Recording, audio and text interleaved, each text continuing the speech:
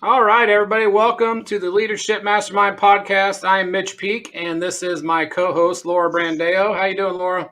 Hello, Mitch. I am so looking forward to hearing from our guest today. Allow me to introduce you to Frank Garza. He is the visionary executive that empowers others to reach their goals, aspirations with enthusiasm and measurable results. He is the CEO and co-founder of Conscious Selling, a consulting firm that works with technology companies worldwide. And Conscious Sellings combines the fast-paced visionary ingenuity of the West and fuses it with the ancient yogic wisdom of the East. And being the CEO of Conscious Selling also allows him to work from anywhere, so he can pretty much attend every Iowa game to watch his son, Luka. And on the Leadership Mastermind podcast, we want to provide our audience with insights and perspectives from our experts so that they can learn, grow, and be inspired to be a leader to their clients and themselves. All right, Mitch, let's jump right in. All right, Frank, welcome to the show. Well, thank you both. Laura, thank you for that excellent introduction. I think I might just want to record that, put it on our website. What do you think? Excellent. Thank you very much. Yes, so it's an honor to have you. You know, like I said, I met you, I think last year before the pandemic when my son and I attended a game, and we got to meet you and Luka. So I do appreciate you coming on with us and giving us an opportunity to pick your brain a little bit. So I'll start by asking you this. What are your top 3 key pillars to leadership? Great question. By the way, Mitch, it's a pleasure. Thank you both for having me on there. Mitch has been very persistent and hanging in there with me in spite of how crazy it's been. You know, Q1 is really a crazy time because it's usually in my business, you're doing a lot, what we call RKOs. Used to be SKOs, sales kickoffs. Now they're revenue kickoffs. And we're doing a bunch of training in amongst stuff. So he's been very patient and persistent, which is okay. The 3 pillars of leadership. So first is to know thyself. Your actions are a manifestations of your beliefs. So guess what? Your convictions will show. And if you're not genuinely authentic, forget about it. So first is know yourself, because you're not going to hide it. Actions are manifestations of beliefs. The second one is selfless leadership, servant leadership. In other words, when we're winning, it's everyone else. It's doing the job. When things aren't right, you're first in line.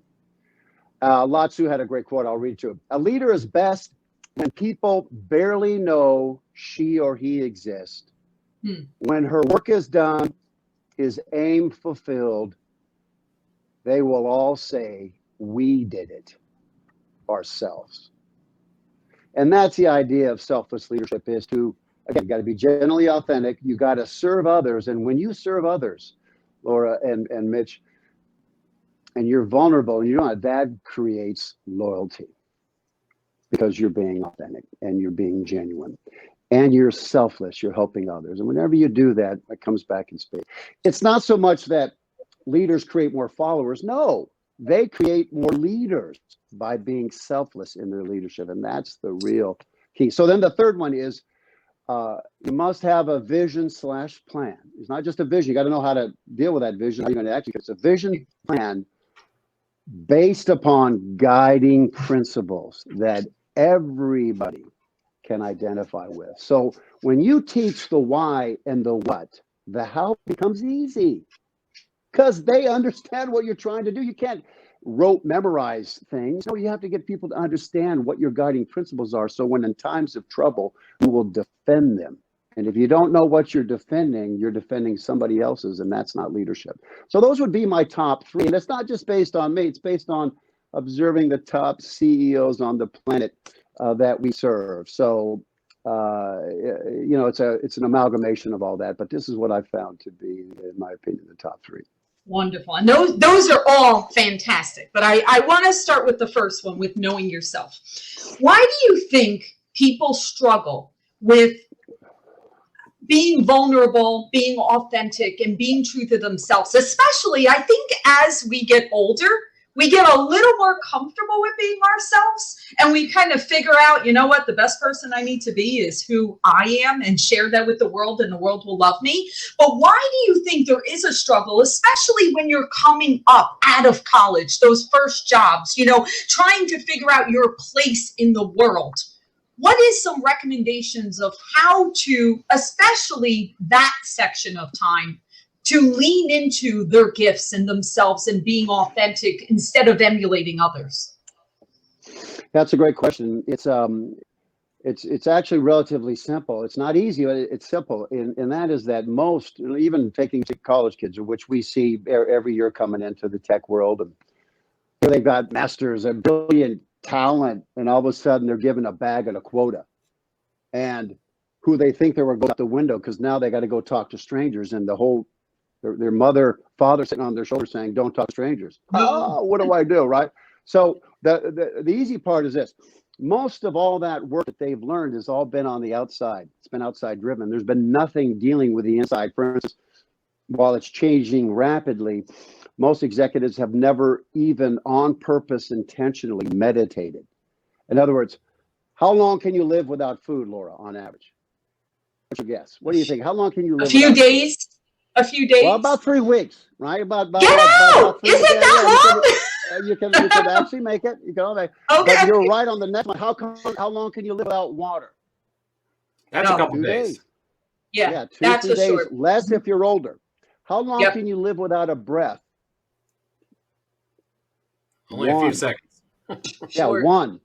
So how often do we practice eating? How often do we practice drinking? How often do we intentionally, on purpose, practicing breathing and getting inside and getting a connection with who we are? Hardly ever. Right. And listen, it's our superpower that most leaders give away. And what do I mean by that? Well, listen, when your mother was giving birth to us, right? All mothers, the first thing the doctor said was get the thermometer, get the EKG, get that out of the way. Well, I'm going to teach you how to breathe. Because if you don't breathe properly, you're going to die and kill your baby. But then after that period of time, no one goes to their breath, because the inner conditioning takes a different route. It's not fast paced, not all this outside stimulus. No, you are the stimulus causing it yourself by going first inside. You got to lower your heart rate about 15 beats a minute. And you've got to get down to 1 breath per minute, and that's called the optimal zone, where you are optimally creating as a leader and seeing and discovering answers you didn't even know you were there. In fact, it may happen to you now, Mitch. Driving along in the car, daydreaming, boom, there comes the answer. In a hot bath, oh, there it is. Why? You've slowed the heart down. You've slowed your breath down, and now your insides can speak to you. And it's the same voice that you hear when you're reading a great novel, Laura. It comes and starts talking to you. Well, you can go there on purpose. Your insights are waiting for you to come inside and ask the question and listen for the answer. And most leaders don't do that. So everything is outside focused until they get older and someone says, you got a year to live, or you have some trauma, or you have some calamity, and all those blind spots and all those fake outside values go away, and now you're dealt with you. And sometimes, unfortunately, that's the first time anyone's had a genuine, authentic discussion with themselves. And so inspired leadership starts that earlier. It starts from the inside out, and it's genuine because it's you. I love it. Not enough emphasis, Laura. In other words, answer your question, not enough emphasis on the inside, too much emphasis on type faster, do this software program, do all this stuff, but they don't realize that the outside's monitored. Yeah, and it's so interesting because you are right. It usually, the wake-up call happens to have people, the trauma, the change, something traumatic happens in order for someone to get to that point. And you're right. That's why usually it's later in life that it hits you and I better do that. And it's so funny, Frank. I mean, I'm sitting here like a smile on my face because, of course, I'm one of those leaders. Always said, I it would be great to meditate, but I can't slow my brain and I can't figure out how to do this. I can the last couple of years, I know how to do it very well. So we're on the page. But again, I only had wished I had learned this many. I wish that I would have realized the value and the importance and how we can give to others in turn are in a good place. So 100%. That's why I really wanted to know the answer to that question, because my hope is that everyone out there realizes this epiphany. Yeah, no, it's a great point. I mean, the Dalai Lama said if every 8-year-old learned how to meditate, violence would be ended in 1 generation.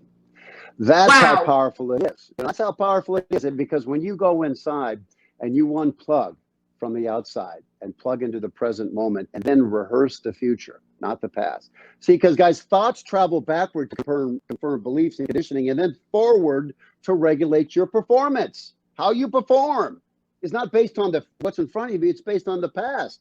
Emotions are just a record of past experience. So you got to understand that about thoughts, and leaders do, is that they always must say this: what am I missing because I don't see with my eyes? I only perceive light. That light travels backwards in time to say, have I ever seen anything like this before? Yes, this is of that. This is of this. And then we act in accordance, not with the truth, but the truth as we perceive it to be. So enlightened leadership recognizes they're not seeing all the solutions. They're recognizing that we may be looking at the same thing, but we're seeing different things based upon our life experience. And so how do you see? Well, you don't see your potentials with your eyes open, Mitch, because if you could see it, you'd be accomplishing it. So it requires that you meditate, Laura. It requires you close your eyes and go inside. You can't mess up meditation. There's impossible. You just got to hang in long enough for the miracle to happen, which usually lasts about 5 or 6 minutes, because what's happening in those first 5 or 6 minutes, I call it the little house on the prairie. Thoughts are coming. Like, you have a house on the prairie. I don't know if you remember that series. And you don't, and there's 80 mile an hour winds, and you don't open up a window, right? Your house will blow up. And if you just open up one window and not one on the back side, it'll still blow up. So you got to open the front door, open the back door, let those thoughts come in and go out and recognize that's just your body telling you, no, I want to be in control. I'm controlling everything. Keep in mind, we have 70,000 thoughts a day. 90%, 95% we're not even conscious of. That's how blinded we are. So meditation is about it. You know, the definition of meditation is to become familiar with.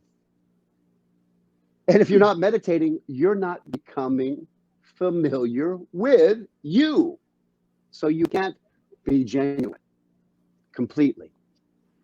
And there's no reason to wait to calamity, right? And I heard the definition of hell being, you're trying to get peace, you're on your deathbed trying to get peace, so you say those apologies, you do those things that you got to do because you're dying, and then you realize you could have been that way your whole life.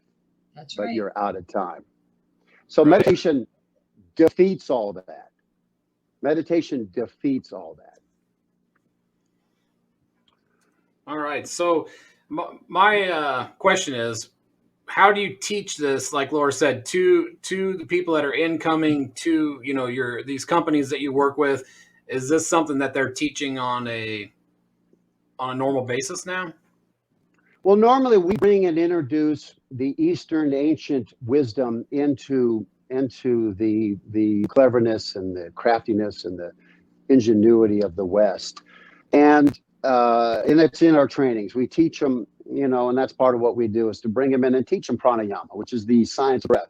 Teach them how important it is, because it takes several things. Slow your heart rate down. Then we use visual rehearsal to rehearse the future, not the past, to create new realities. And so that is something that we train and introduce folks in, and then they continue to do it. Several of our clients are deeply into it, like Benioff at Salesforce.com, which on his 61, every floor of the 61 floors of the Salesforce Tower, largest building in the Western Hemisphere, he's got a meditation room. And the reason for that is the acknowledgement and understanding that you're only going to perform on the outside in a manner that's consistent with your insides. And if you're not training the insides, your outsides aren't going to work in complete coherence, Laura. It's about coherence. Are the inside and the outside coherently working together, mind, body, as one, or are they fighting each other? Oh, I have to make this sales call. I don't want to. Not in coherence. You're going to mess it up. Or I have to go do this. Well, what is going on? You're not in coherence. And the only way you get in coherence is going in to go out. So how did you get with the guru to say, let's combine efforts and start a business? I have to hear the story of, because I mean, Frank, to be honest, I mean, 20 years ago, if someone said, we've got this idea that we're going to approach it from the East and the West, and we're going to take it to companies like Salesforce, I would have said, you've lost your mind. I would have said, the world is not ready for this. So where did the idea come from? And I have to believe that we're now in a world that people are more receptive and open to this. Yeah, no, it's excellent. It kind of reminds me of yoga. Back in the day, Okay. you would say, yeah, I'm doing yoga. And people would go, Mitch, yeah, I like yogurt too. What's your flavor? What's your favorite? What's your favorite? Yeah.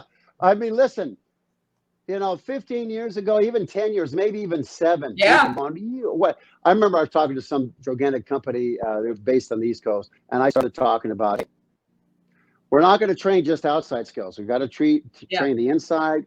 So the outside, the guys go, hey, are you from California? Are you a hippie? Yeah, are you a hippie, man? Are you smoking some doobie? What are you doing? Because they just weren't enlightened yet. Yeah. Right? They're not enlightened yet. Most of our leaders still aren't there, but you're right. It's coming around. It's changing. Why? It's required. And now with everything's on Zoom and telepresence, the virtual world, if you're not genuinely authentic, it screams through because you don't have your physicality to cover it, to hide it with this and that. No, it's got to come through. And if you don't got it, because it precedes you, Mitch. It precedes you opening your mouth. In fact, animals pick up on your, and by the way, I'll say aura, not to freak everyone out, but we measure it now. You can measure it. It's science now. It's not even vaguely refutable. The ancients, when they were talking about meditation, when they were talking about actions or manifestation of beliefs, they were saying that from intuition. Now we can prove it medically. We can measure it and we can show it. And when you have that kind of overwhelming evidence backed by truth, and again, remember this, Mitch, your life is your own school. You're already doing it. Your first field trip, your first Christmas, your mother telling you about school. Hey, Mitch, we're going to go get some new clothes. Why? We're going to school. So there's a leader painting a vision. Oh, what's school about? It's going to be fun. You're going to meet friends. We're co-creating the future. Hey, Mitch, listen, now we're going to get a lunchbox. Who do you want on there? Spider-Man, Batman, you Thermos. You can have G.I. Joe, whoever you want. Oh, why? We're going to school. Ooh. Oh, man, I can't wait for school to start, Laura. When does it start? Well, honey, it's only June. You got a couple more months. But what a great leader does, generally authentic, selfless, serving others, and having a vision based upon principles that you can communicate a message to your people. So it's already going on. It's already happening. We can't deny it. It's just whether or not we want to reclaim it, be in control of it, or be a victim to it. Right? Be a victim to it. That's a great analogy. I never even thought about that. Painting the picture of what school is and how great it's going to be. I love it. Well, you guys know in our lives, it's common engineering. Because again, biopsychosocial approach. It's all one word. We can't just look at a human being, just their biology, because there's psychology and sociology. So we must take the 360 view of the person in training and a person in a leadership role when you're trying to lead others. You got to look at the whole picture and not just cut people off. I'm looking at, they didn't perform well, without looking at the sociology or the psychology behind it. You're doing a disservice to you and to them, and that's not servant leadership. But when in our life have we all failed doing the same thing over 450 times? All of us. When did we fail? Yeah, learning to walk. And that's such a great example, Frank, because and I love the learning. But I love the learning to walk analogy because we all kept getting back up. There was no choice. There was never, ever an option of not getting back up. We just knew, okay, I skinned my knee. I bet you I'm getting back up. But why is it that as time passes by, we're like, oh, well, that wasn't fun.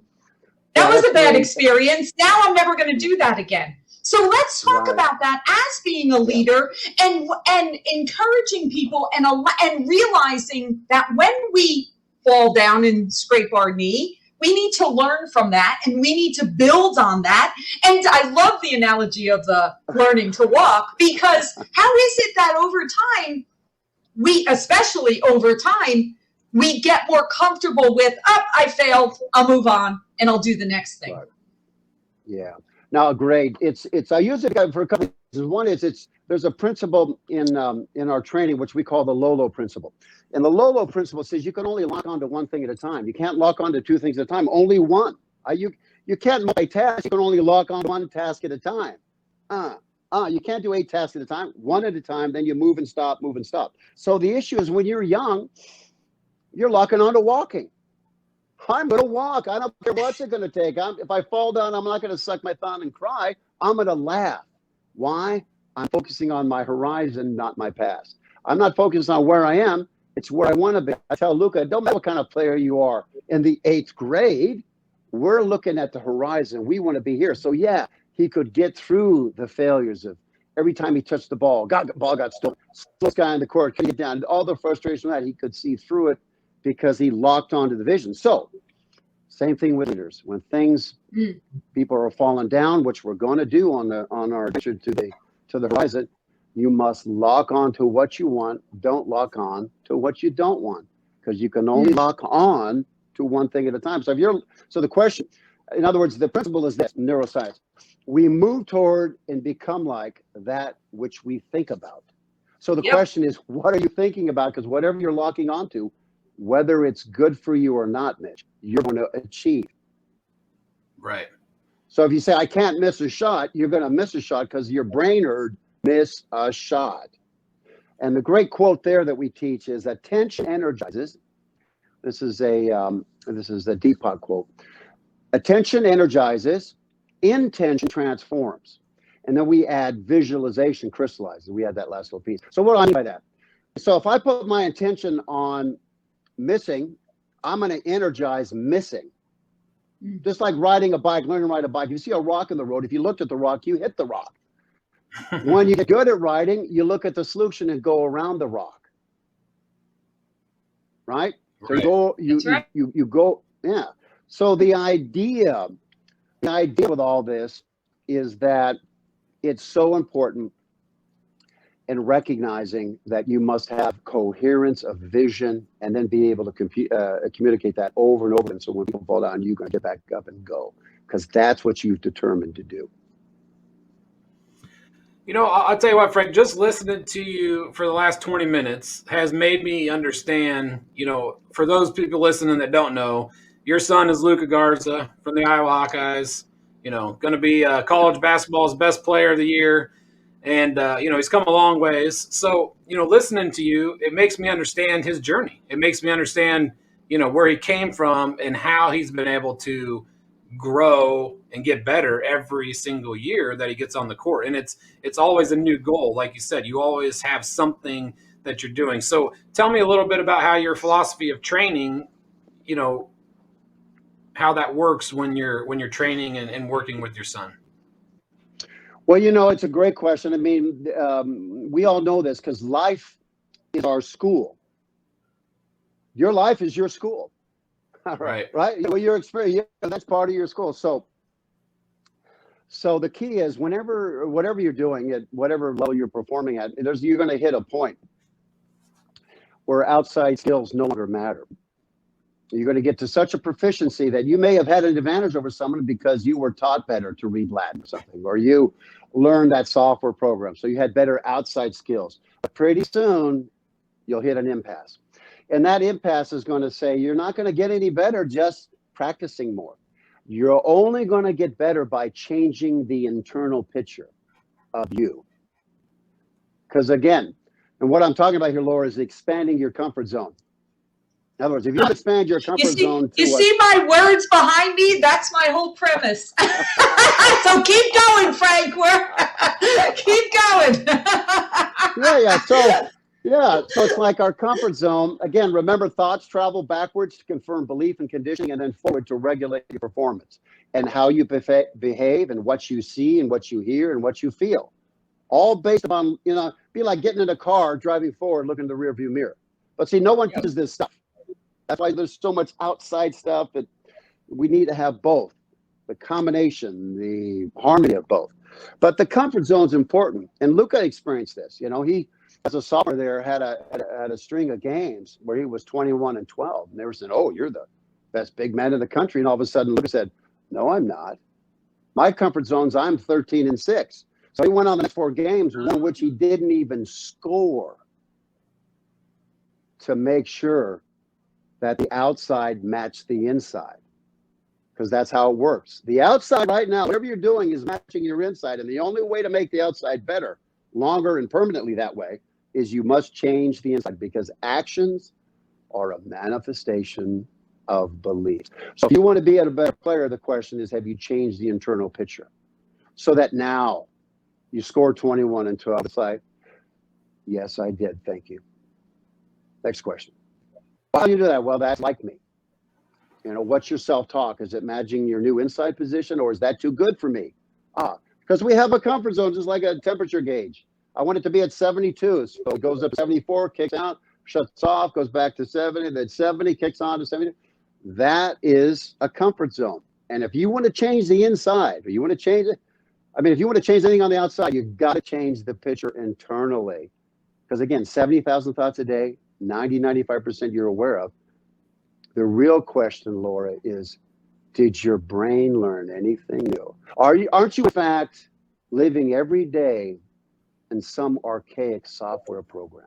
If you get up the same way, get out of the bed the same way, go to the bathroom, do your thing, drink out of your favorite coffee mug, do your same routine, did your brain learn anything new? No, it didn't. So guess what's happening? You're running off some old software program that knows what's better for you, because it's been doing it the same way over and over. It's automatic. You're in your automatic routine. And I have discovered that in the last couple of years too. And that's why Mitch will know how Mitch and I met. Is I say yes to anything that someone comes to me that will push me out of my comfort zone.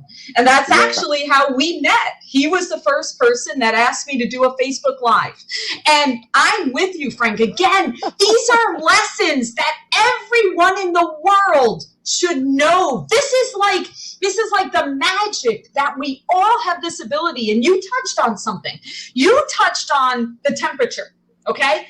I find it fascinating that literally, if we say, I see myself as, let's just use numbers, okay? I'm a young person. I want to get to 6 figures, right? I want to get to 6 figures. You literally could go beyond that figure, but because you're telling yourself, this is where I want to be, you actually are limiting yourself. It's so fascinating that we can actually cap ourselves and our lives and our dreams and what we perceive when the temperature's set. That's what you're looking for. That's exactly what you're going to get, whatever that is.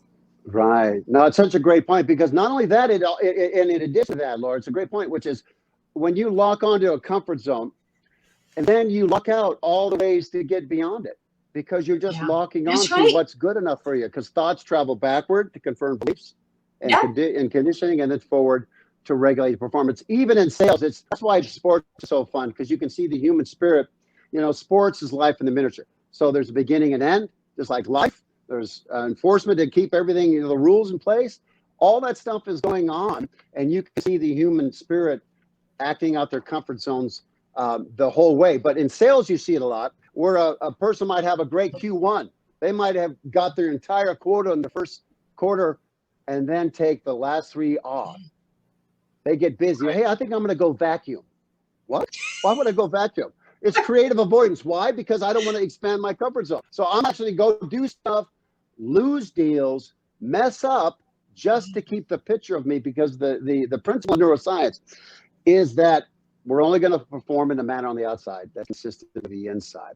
So if you don't break through those barriers, and And I always like to tell people, don't focus on end result, because then focus on behavior, and then the end result happens. So if I know, like in sales, if I get up and I do my this way, I'm doing my inner meditation before I get on a sales call so that I'm fully present. When I do this, when I do that, we know sales are going to go up. But I'm not going to say only 100 grand. I'm going to say I'm going to do my behavior this way, and then it might be 8 million.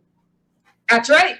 All right. And back to what you're saying, Frank, with, working on a, old system, I remember reading a study where they said, just changing your driving habits to work and back to work, stopping at a different gas station, going a different way, taking a different block, it helps, wake your brain up, and you actually will perform better on those days because your brain waves are functioning at a higher rate. Yeah, now imagine if a person meditated and went in and reprogrammed that with a new vision statement, right? And rehearse the future, not the past. Rehearse what they wanted, not what happened, right? Because we want to hang out with the emotions and the people that speak to our future, not our history. Right. So it's a real simple thing, right? You become your environment. So is this environment what's good enough for me? And that's what we have to ask. But yeah, just doing something different is going to cause you to see something different. Yeah. Right. Going back to your thoughts with the misses, right? With the energy. So I want to, what do you recommend people do? Because sometimes it's not intentional, right? Like it's not intentional that we may be focused in a negative instead of a positive of what we're actually looking for. What do you recommend people do to change that? Whether it's our own internal self-talk or, how do you change that thought? Yeah, that's a great question, Laura. Thank you. It's so great to be understood, guys. It really is. It's a compliment. Thank you. So here's how we do it. Recognize, again, you can't see your potential with your eyes open. So then the question becomes, how do I see it? So here's how it is. And we advise this. We have a youth program and a young professional program. It's called Elevate. It's what we teach in the corporate levels. We bring it down so we can teach it to, we even go as young as middle school, but all the people that can't get it unless they're in the training rooms, we bring it. And in fact, we just finished an Elevate program here. We did one January, February here for some folks. Mitch, you may have heard some of the comments on Twitter about it. But here's what we teach inside there is because you can't see your own ears, right? You can't see the picture when you're inside the frame. So how do you do it? Well, here's what you must do. You must create your own board of advisors of you, your own board of directors. And Laura, these have to be the people that looked for and found that which was essential in you. That even when you failed, they still saw what was great inside you. They have to be these people that love you enough to tell you how it is. You need at least two. And so what it is, you form your own board of advisors. Luka has a very large board of advisors. In fact, he's threatened to fire me a couple of times, which he has the right to do. It's your board. It's your board of directors. They must serve and be loyal to your future and not your past. That's rule number one. Rule number two is they have to help you, because it's Newton's third law of motion, which is in order to move forward, you have to be willing to leave something behind. And most times those are old, petrified beliefs that you didn't even know you were aware of. So you got to form your board. And when you form your board, Mitch, you have to say, listen, I'm going to ask you a series of questions, and you must answer me honestly. I want you to be gentle, but you must answer me honestly. And the first question is, what don't you like about me? The second question is, what do you see as my best version of me?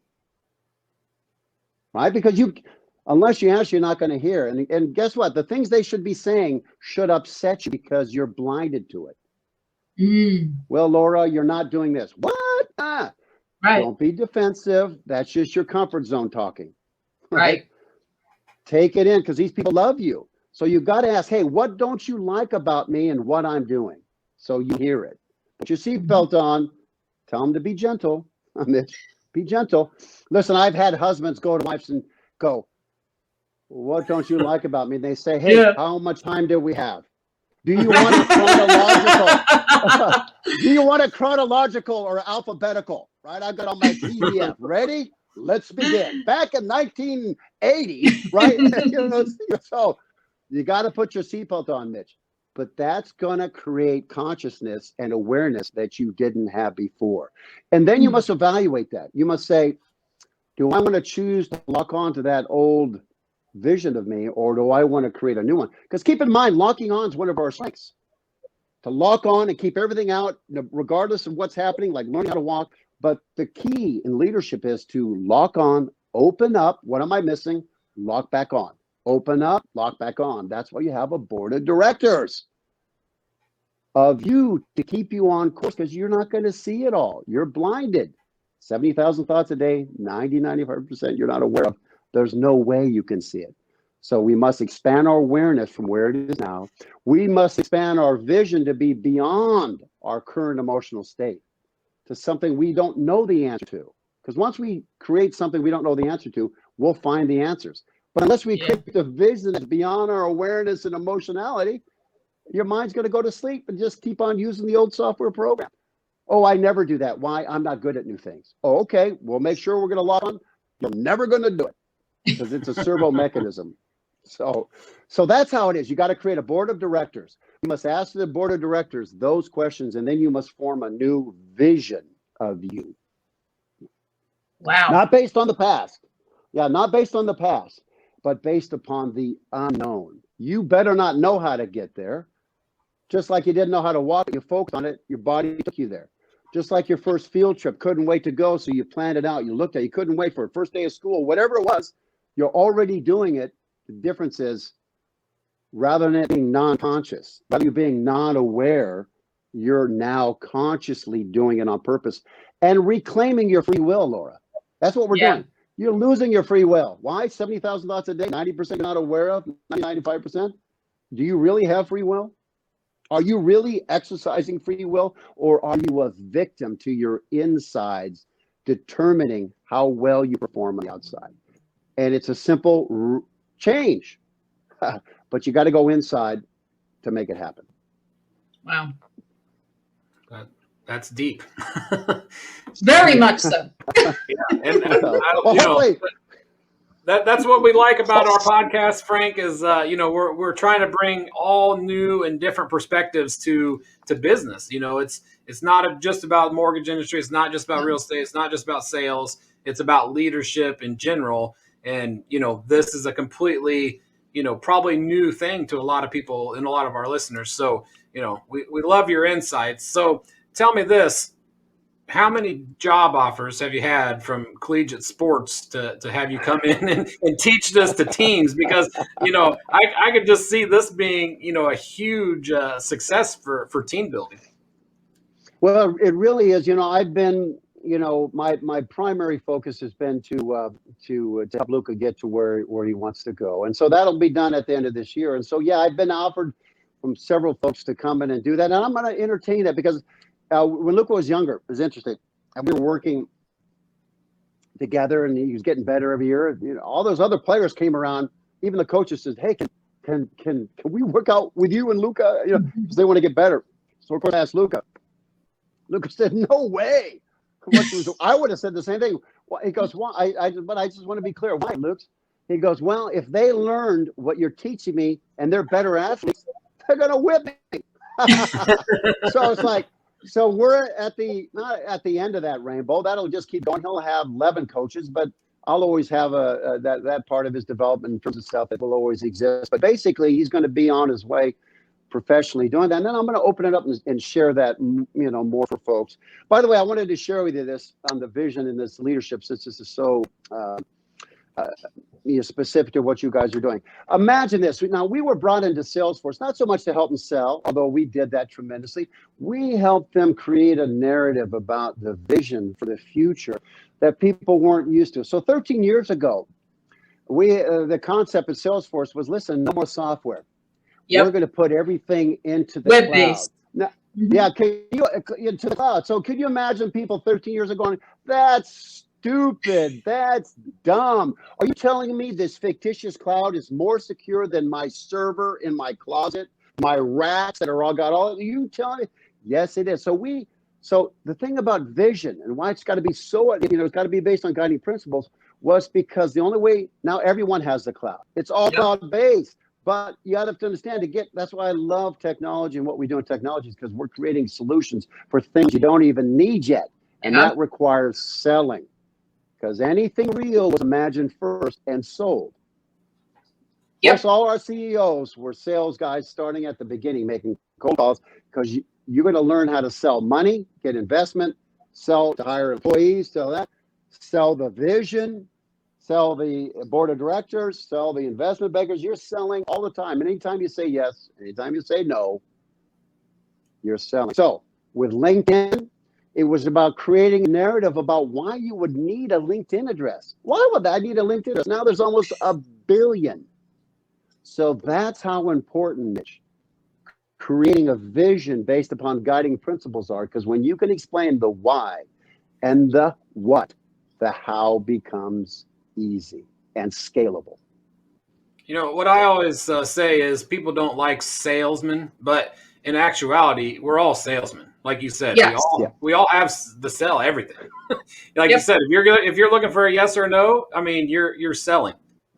Yeah. How about President Kennedy? We're going to the moon in 10 years, landing, That's right. hanging out safely, and returning back. Now that is it's one of the top sales jobs of all time. We didn't even know how to get outside our atmosphere with any kind of consistency at that point in time. So yeah, whether people want to agree to it or not, everyone is all the time. But the number one sale, and this is important, the number one sale is to yourself. Are you selling yourself short, and why?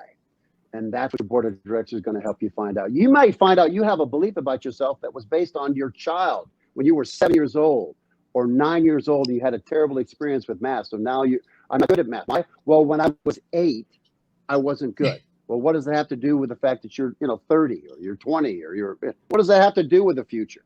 There's no future in the past. Past is relevant only insofar as it illuminates the present. And going back to space, look at Elon Musk. Yeah. NASA looked at him and was like, Yeah. NASA looked at him and thought, this guy's insane. There ain't no way he's doing anything. And now, NASA Yep. probably wouldn't be doing anything if it wasn't for Elon Musk. Amen. No. Absolutely. And he took that vision from Tesla, Yep. former Yugoslavian. And, it's like what Tesla says, what I'm doing is for history and the future. Yeah. Even though right now people can't get it. And Musk was smart enough, brilliant enough to pick up those patents and those ideas that were that old and carry them forward. And that's vision, boy. That's when no one else believed in him. Remember when Tesla was tanking and, we hate Musk. Now he's the wealthiest guy in America. And that happened in the last 6 months.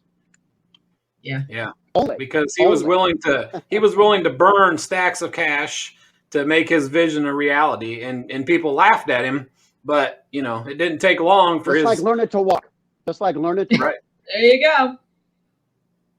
Yeah, Absolutely. if you and I started to learn how to walk today, there'd probably be a lot of people laughing at us. Yeah. If we're crawling along and trying to. If it took you this long, Mitch, you've got an issue. Well, you know what happens is Laura asked this question earlier, and I didn't really answer the thing about my partner, if you want me to, I'll finish because I got. Yeah, I actually do want to hear that story too. I had a senior moment. And all this gray hair, I had a senior moment. But you remembered it. We got back to it. We could come back to it, but now I just lost my other thought about it. It was like, no, you asked about it earlier, which is, okay, what happens is when you're a kid, I want to walk. Nothing gets in the way. You don't sit there, suck your thumb. Oh, I can't get up. I failed. Everyone's laughing at me. So what happens as we get older, Laura, we get hypnotized. And the people that are our board of directors, without us knowing. In fact, my point is, Mitch, you already have a board of directors, whether you acknowledge it or not. That's your internal voice based upon something that someone said to you that you're either still holding on to, locking onto, and it's unknowingly. You're not even conscious of it. Maybe with this conversation, we can reevaluate. Hey, what is my board of directors? I'm going to choose it rather than it being selected for me. But my point is, when you're young, you're growing up, and Laura, they're going to say, Laura, no, don't do that. Girls don't do that. Or Laura, don't do that. You know how you are. You're not good at that. I don't want you to get hurt. Get back to where you belong. Where's that? Where I tell you to be. Where my vision is of you. What I want for you versus what you, because you're not old enough to figure out. So what happens is we get hypnotized to the point where now we forgot the joy and inspiration of change, like learning to walk. See, it doesn't have to come through pain and suffering.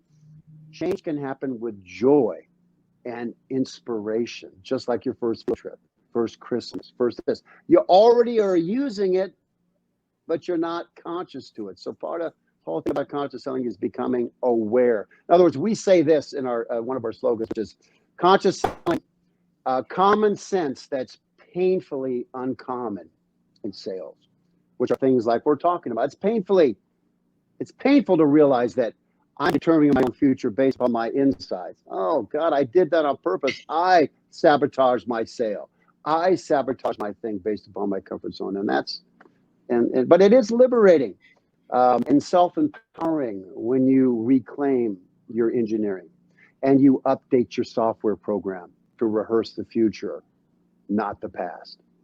And the beauty of all that, Frank, is we actually all have the ability to do it. We all, right now, if we decide, here we go. It's not, no one needs to give us permission. No one needs to say, okay, Mitch, today is your day. You get to now do this. We all have that ability, which is awesome. Yeah. Wait, I still want to hear the partner. I want to hear I still want to hear, but go ahead. Neuroplasticity, which yes, go ahead. Yeah, that's what it is. This is called epigenetics. This is called neuroplasticity. It's science. It's not even vaguely refutable. What you just said is a medical fact. Yep. I don't care how old you are. There's no future in the past. You want to reprogram the future? Meditate. You want to create a new vision of you? Meditate. How often? At least twice a day, right upon awakening, because you're in the theta wave when you're most encouraging. Meditation takes you to theta.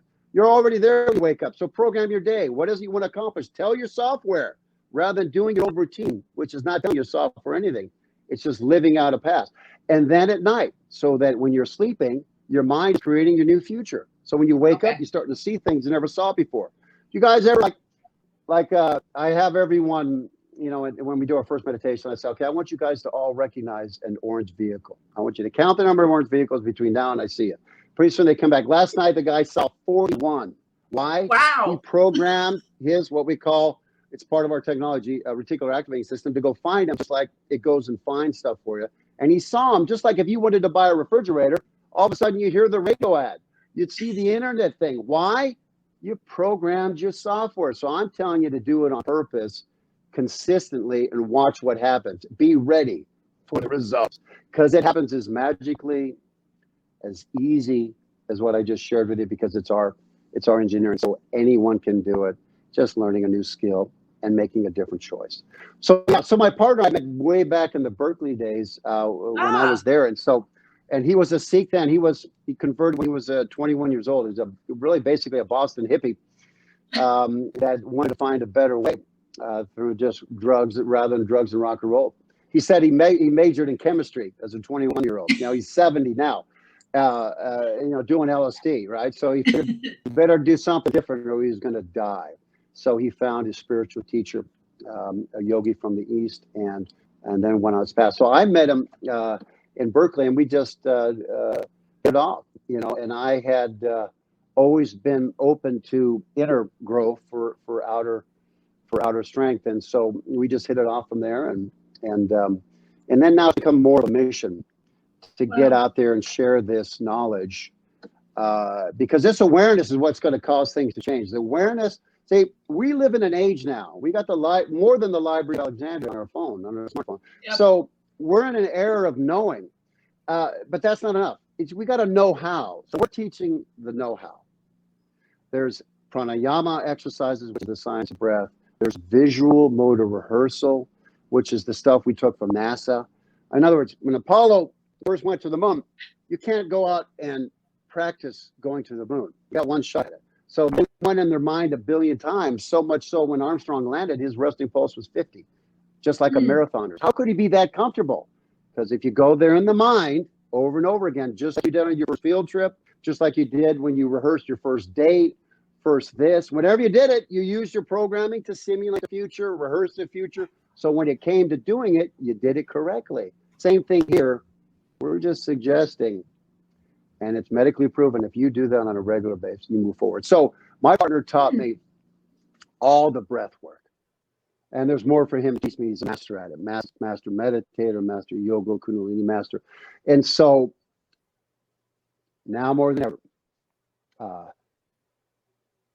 there's no more excuse for leaders to just constantly shove down your people's throats outside skill development, because it's only going to go so far. And in fact, it's a $42 billion business, wasted 80% of it wasted, because all it is outside. You know, and in athletics, it's lift more, run faster, eat more. No one's taken on the inside and teaching these young people a life skill that they'll use for the rest of their lives. Yeah, forever. Yeah. Wow. So he's a holy man. I'd only have a partner as a holy man. I say, hey, Guru, Ganesh, we call him Ganesh affectionately. He goes, yeah, I have 2 ears. I got 2 noses. I got 2 holes here and a mouth. He's like, yeah, I'm a holy man, I guess. There you go. There you go. All right. So you mentioned Twitter. Frank, how can people connect to you? How can people follow you? How can people learn more? Because I agree with you. We live in a wonderful world at this point in time in our lives. I certainly think we learned a lot in 2020 with the change of the world of what the pandemic brought us, to where I think people are even more open to doing this inner work and looking into ourselves. So I do think it's a wonderful time for all of us to continue to go deeper inside, and it will positively affect the entire world. So how can people connect to you, learn more, follow, all that good stuff? Well, thank you for that one. So my Twitter account's at Frank Garza 57. So you can connect with me there. But we just finished our February class. We'll be offering out something. I think we'll do April, because March is March Madness. Right. And so I'll be occupied with that. But we'll offer another course in April, Elevate. We'll have a couple sessions there, 2 sessions in March to get this out there. And we'll advertise it on Twitter. It'll be on our Elevate website's called sportshood.net. So sportshood.net. And our stuff's on there. And then, of course, for those out there that have sales teams that maybe aren't performing at the level they want to, just go to consciousselling.com. We have a contact form. Fill that out down there, and we'll have someone get in contact. And that is awesome. Because you know what the thing is like, as a leader, it's almost a disservice, because remember, the first one was know yourself. The second one was selfless leadership. If we're not providing our people with inner skills to deal with all this change and all this stress, I'm telling you, the productivity is going to be like this. Now, what have you noticed about Salesforce? They keep on going like this. Our clients are going like this. Why? They got inner skills. They got inner skills. And you know what? It's such a competitive advantage now to have inner skill development, because you're just whipping all those leaders that would look at that stuff as hooey or weird or new age or whatever. It's ancient. Yeah. And it's only in the last 5 years it's been backed medically, irrefutably so. You can't argue with anything I'm saying. It's measured, it's proof, it's a fact. The issue is, are you going to get over your own comfort zone, your own self-limiting belief, and go do it on purpose, being a master of your inner skills, not a victim to it.